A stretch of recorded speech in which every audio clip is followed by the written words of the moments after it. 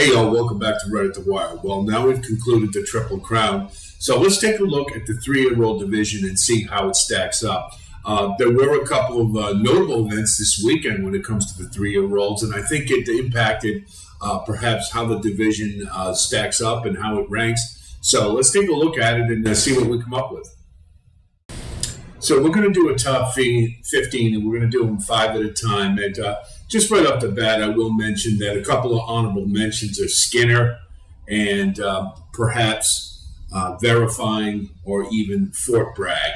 We could throw in there as a couple that are just not quite there, but certainly have the potential to move up in the list.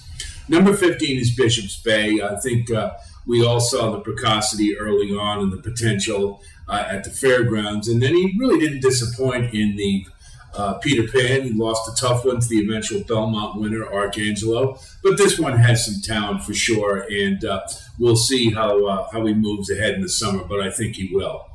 Number 14 is Arabian Night. We haven't seen him since the Southwest Stakes, but apparently he's going to run in the Haskell, and that's a pretty exciting prospect. This one showed a world of talent early on and a whole lot of speed. The only question I have is the distance. When you get into heavier two-turn races, I'm not sure this one stacks up, but I'd love to watch and find out. So he's 14. Number 13 is First Mission. Would have loved to have seen him in the Preakness. I think he had a really good chance to win it, but unfortunately he was scratched out.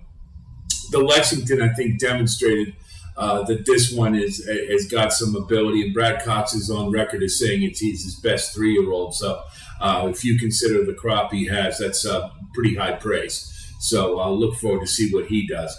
Number 12 is Blazing Sevens. Ran a really nice Preakness and kind of validated himself. And this one always seems like he's got something to prove in every race, just because he's had that funky Derby prep season and just a weird year so far. So I think he acquitted himself well in the Preakness. I'm not so sure how much more he has to give, but he did give a good effort. Number 11 is Hit Show. We all love that Derby he ran, and boy, he backed it up by running a nice Belmont as well, and better than I expected, to be honest. So he has shown that he can stay with the better 3-year-olds. I do think still he is a cut below, but he's a nice horse who's going to win a lot of Grade 2 and Grade 3 stakes for sure. So now we have our top 10. Number 10 is Angel of Empire. I've liked this horse all along, and I was really kind of disappointed in the Belmont. I think it was an error to put blinkers on this horse and try to get him more forwardly placed.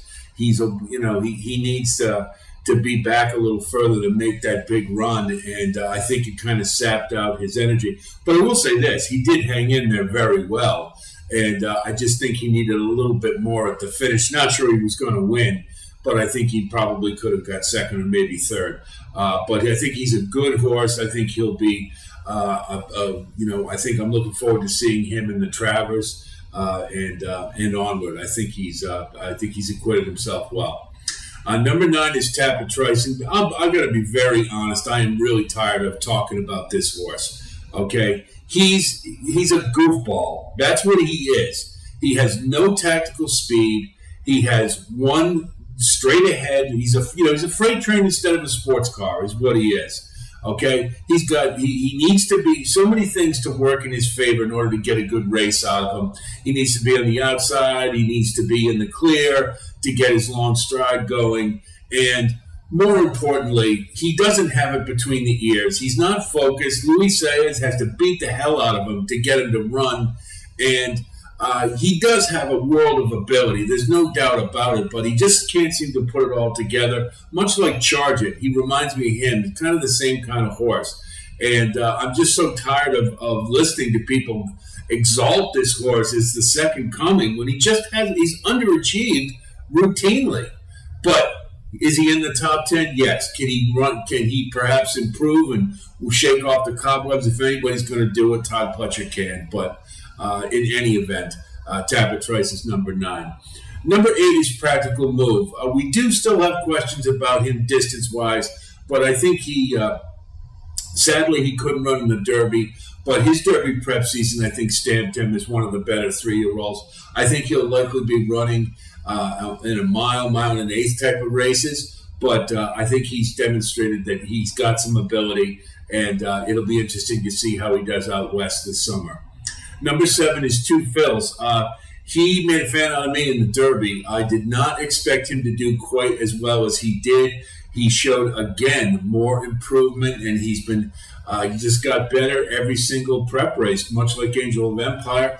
I'm still not sure that the classic distances are what this one wants, but I think there's plenty of mile and eighth races that this one can win. I think he's probably going to be more like a grade 2 or a grade 3 kind of horse, but he has a lot of nice tactical speed. There's a lot of things to like about him, and he's gritty, and you got to love that. So he's an honest horse, gives an honest effort. Got to like him.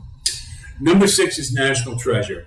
Won the Preakness. Again, it was more product, I think, of a masterful ride by Johnny V. But this horse, it shouldn't be discounted. This one has talent. You can't finish third in the Breeders' Cup Juvenile without it. He's been prominent in all the races he's been in this year. The Belmont, he couldn't quite get the same type of ideal fractions as he had before. But no, he stayed on pretty long in that race and hung in there pretty well. And for a while there, it almost didn't look like anybody was going to get to him, behind Arcangelo. But they did. I think this one still is a good, solid horse. I'm not sure he's top the upper echelon, but I think he's a good, solid horse. I think 6 is probably about right for him. So here's our top 5. Number 5 is Disarm.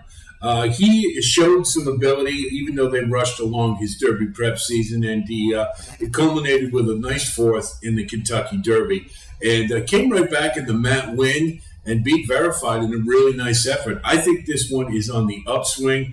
I think that now that they've had a little more time to not be quite so aggressive with him, I think he's probably going to blossom. Gun runners tend to get better as they get older, and I think this one is on an upward curve. So I'm excited to see what we're going to get out of him this summer. Number 4 is Arcangelo, who won the Belmont. It's that simple. He's clearly a nice horse. He has improved by leaps and bounds very quickly, and much to my surprise, usually horses who accelerate that fast tend to bounce when they reach a pinnacle. But he's still moving, so who knows what's going to happen? But he's clearly a special horse, and I'm excited to see him in the Travers. Number 3 is Mage, the Kentucky Derby winner. I'm not going to knock him too hard for the Preakness. I think it's logical that he would have a little bit of a letdown after that race. He still finished 3rd, and he clearly has some talent. So I think right now he definitely belongs in the top 5. Number 2, and this is just as much as a surprise as perhaps it is to some of you others, is Arabian Lion. I have not liked this horse all year, and I have been very vocal about him. I don't like horses who don't have any heart, but boy, has Bob Baffert made the difference, because starting in the Lexington, he put up a good fight, but eventually succumbing to First Mission, and then he won the Sir Barton on the front end impressively, and then he showed a new dimension by raiding in the Woody Stevens, and he won that one impressively and got a 109 buyer.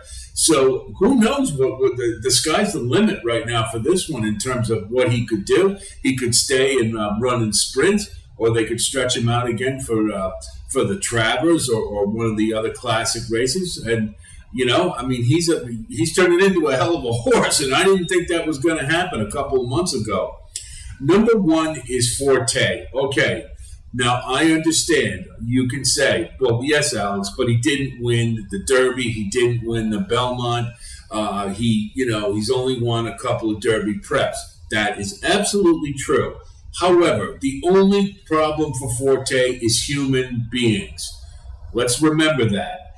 He hasn't done anything wrong this year. A lot of people didn't think he was going to get the distance in the Belmont.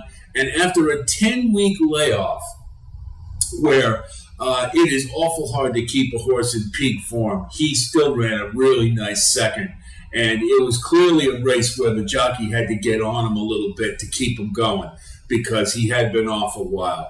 So he got a second in the Belmont, and he was closing well off a 10-week layoff. He showed a lot of class that we knew he already had.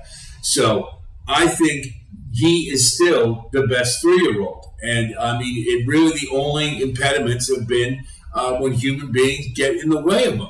So let's see what he does at Saratoga this summer, and maybe the things will change at that point. But right now, I think he's still the top of the class.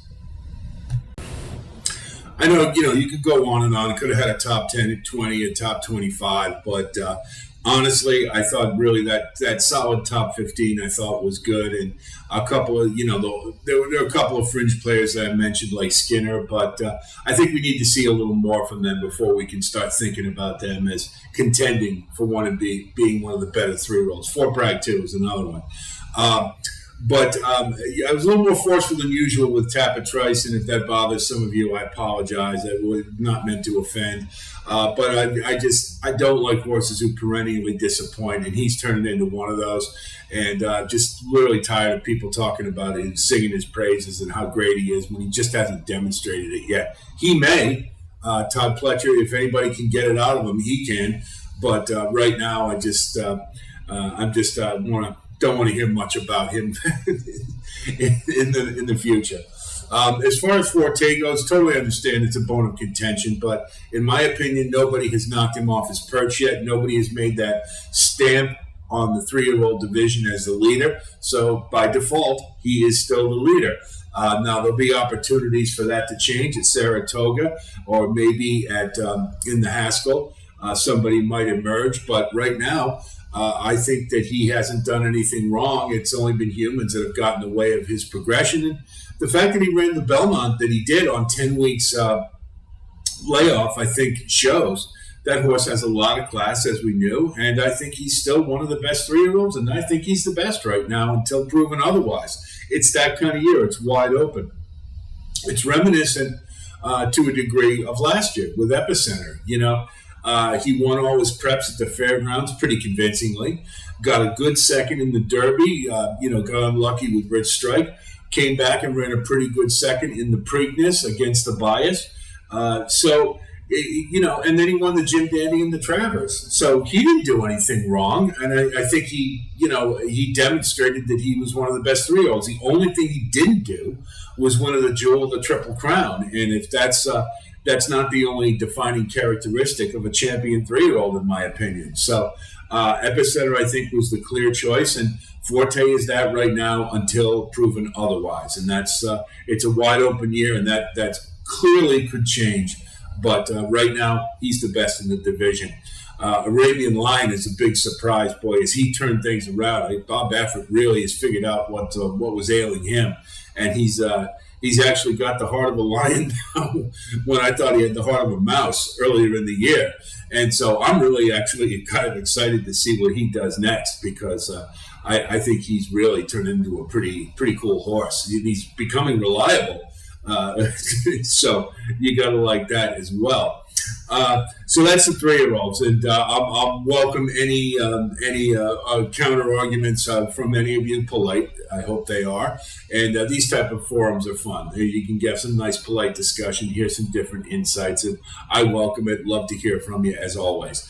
We're going to have coverage of Royal Ascot next week. It's a small, isolated meet with the top European turf horses all going against each other. So it's pretty exciting, and it's a good primer for the Breeders' Cup. Get to see some of the ones we're going to see later in the year.